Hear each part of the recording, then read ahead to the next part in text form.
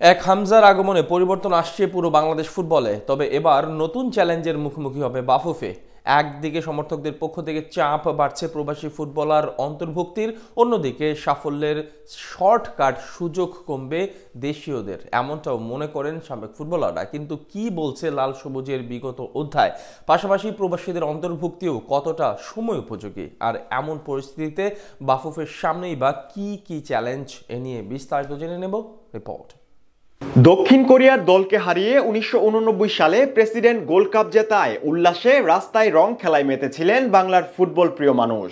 সময়ের সাথে সাথে ভাটা পড়েছিল ফুটবলের এই উন্মাদনার, কেননা প্রায় ২ দশক ধরে দেশের ফুটবলে ডমিনেটিং দৃশ্যটা নেই বললেও চলে। সম্প্রতি হামজা চৌধুরীর আগমনে বহুদিন পর চোখে চোখ রেখে প্রতিপক্ষকে ডমিনেট করে খেলার দৃশ্য দেখেছে গোটা ফুটবল বিশ্ব। তবে হামজার আগমনে এবার কঠিন চ্যালেঞ্জে ফেলে দিয়েছে বাংলাদেশের ফুটবলকে।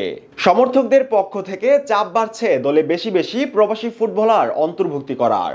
এদিকে জাতীয় দলে যত বেশি প্রবাসী আসবে তত কমে যাবে দেশীয়দের সুযোগ, এমনটাই মনে করেন বেশ কিছু সাবেক ফুটবলার। এ নিয়ে প্রখ্যাত ফুটবলার গুলাম সারোয়ার টিপুর মন্তব্য অনেকটাই এমন যে প্রবাসী ফুটবলারদের অন্তর্ভুক্তি কেবল সাফল্যের শর্টকাট পথ খোঁজা। টিপু চীনের উদাহরণ টেনে বলেন, সাফল্যের নেশায় চীন বিদেশি ফুটবলারদের জাতীয় দলে খেলার সুযোগ করে দিলেও ফিফা বিশ্বকাপে খেলার স্বপ্ন পূরণ হচ্ছে না তাদের। তাই দেশের পাইপলাইনে প্রতিভাবান ফুটবলার না থাকলে শুধু প্রবাসীদের দিয়ে ফুটবল চলবে না।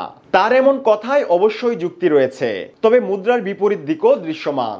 একই পথে বিশ্ব চ্যাম্পিয়ন হওয়ার রেকর্ড রয়েছে ফ্রান্স ও জার্মানির। এদিকে বাংলাদেশের ফুটবলের চিত্রপট বলছে শুধুমাত্র দেশীয়দের নিয়ে মাঠের লড়াইয়ে খাবি খেয়েছে বাংলাদেশ। তাছাড়া গত প্রায় ২ দশক ধরে বাংলাদেশের ফুটবলে উঠে আসেনি মানসম্মত ফুটবলার। এই সময়ে বাংলাদেশের সেরা তারকা জামাল ভুঁইয়া তিনিও প্রবাসী। তাছাড়া বিগত বছরগুলোতে জেলা পর্যায়ের লিগগুলো অনিয়মিত, ফলে নতুন ফুটবলার উঠে আসার পথ প্রায় বন্ধ।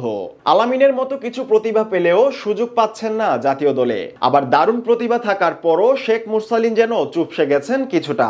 শাহরিয়ার ইমনরাও ঠিক কতদূর যাবেন সেটিও দেখার বিষয়। বর্তমানে দেশের ফুটবলের যা অবস্থা, তাতে প্রবাসীদের উপর নির্ভরশীল না হয়ে উপায় নেই। তাছাড়া এটাও সত্যি যে হামজার মতন মানসম্পন্ন প্রবাসী ফুটবলারের অন্তর্ভুক্তি উজ্জীবিত করবে বাংলাদেশ দলকে, যার প্রমাণ মিলেছে ভারতের বিপক্ষে শিলংয়ের ম্যাচেই। তাই ফুটবলের গতি ফেরাতে প্রবাসীদের উপর নির্ভর করতেই হচ্ছে বাফুফের। তবে এটিও এক বড় চ্যালেঞ্জ বাফুফের জন্য, কেননা জাতীয় দলে সুযোগ পাওয়া প্রবাসীদের কয়েক গুণ এগিয়ে থাকতে হবে লোকাল ফুটবলারদের চেয়ে। এমন ফুটবলার খুঁজে পাওয়া আর তাদের বাংলাদেশের হয়ে খেলতে রাজি করানোটাও বাফুফের জন্য কিছুটা কঠিনই। ইতিমধ্যেই সুলিভান ব্রাদার্সদের বাংলাদেশ দলে দেখার প্রত্যাশা করছে ফুটবল অনুরাগীরা।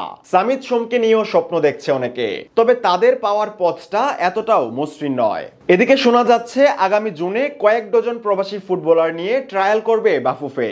মূলত বয়স ভিত্তিক আর জাতীয় দলের জন্য প্রবাসীদের পরীক্ষা করতেই এই ট্রায়াল। আসন্ন ট্রায়াল থেকে বাংলাদেশ মানসম্মত ফুটবলার খুঁজে পাবে এমন আশা সবারই। তবে সেই সঙ্গে সারা দেশের জেলা পর্যায়ে ঘরোয়া ফুটবলের নিয়মিত আয়োজনের চ্যালেঞ্জটাও নিতে হবে বাফুফের। ফলে একটা সময় পর হয়তো দেশ থেকেই উঠে আসবে মানসম্মত ফুটবলার। তখন আর নতুন করে প্রবাসী ফুটবলারে নির্ভরশীল হতে হবে না বাংলাদেশে। তাই অন্তত দক্ষিণ এশিয়ার ফুটবলে নিজেদের হারানো গৌরব পুনরুদ্ধারে বাফুফের কার্যকরী এসব চ্যালেঞ্জ নেয়ার কোনো বিকল্পই নেই।